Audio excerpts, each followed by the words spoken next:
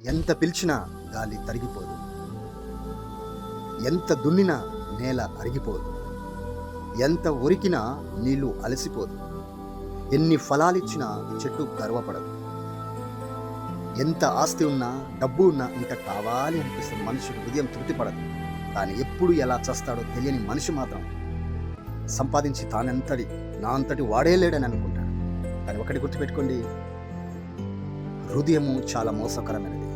ఈ హృదయం కదిలింపబడాలి. దేవుడు చెప్పే ప్రతి మాటలు లోతైన విషయాలను మనం అంగీకరించాలి. అప్పుడు మనం సురక్షితంగా బ్రతుకుతాం.